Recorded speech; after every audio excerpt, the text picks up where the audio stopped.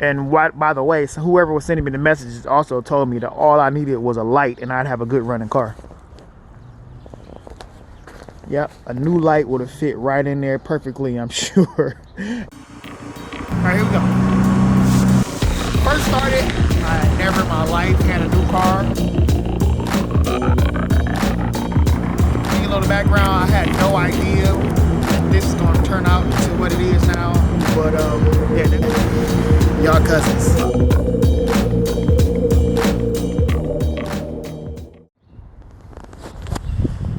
Hey!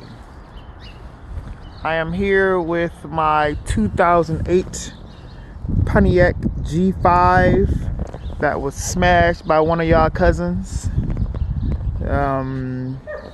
Initially, the guy called me and told me that my car, he wrecked it, and what should he do with it?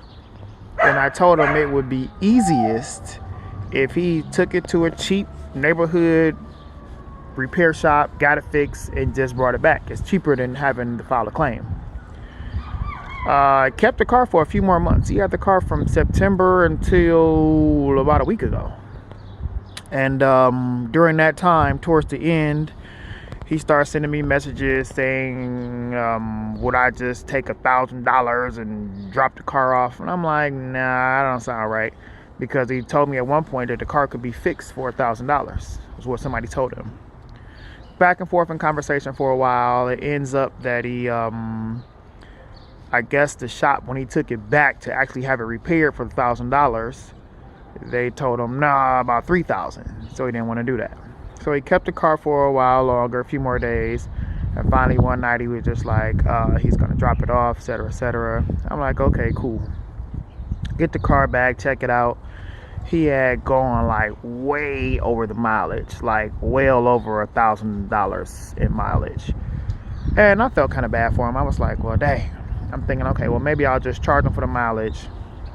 And the car, really, I made like so much off of the car. I was just like, well, I really just chalk it up.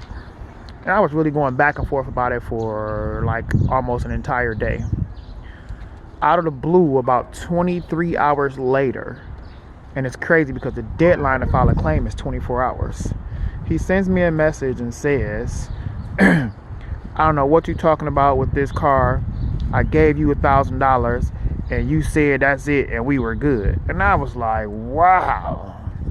So I sent him a message like, look, I don't know what you're trying to pull, but I don't play those games. And now that I see that you're going to lie about it, I'm filing this claim immediately. So I filed a claim, etc., etc. And the dude calls me back maybe about 2-3 hours later, and he says that the real story is he rented the car for someone else, which is a definite no-no in this game. He said his grandmother told him he shouldn't have, and he did. And now in the end, he's going to be screwed because they did that, and, you know, now he's stuck with this claim. But I'm like, yeah, I've done what I had to do now, so that's that. And here we are with the adjuster from the insurance company, and I believe this one's going to be totaled. I'll give you all a quick little look around.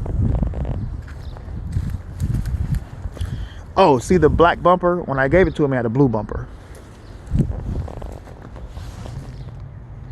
See the hood,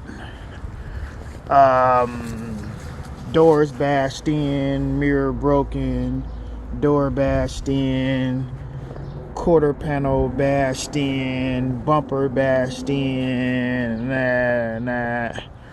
and what, by the way, so whoever was sending me the messages also told me that all I needed was a light and I'd have a good running car. Yep, a new light would have fit right in there perfectly, I'm sure. And I would have had a good running car. But hey, I'm about to finish with our great insurance adjuster guy here. And yeah, that's it. Another one down for the count and totaled out. Y'all cousins.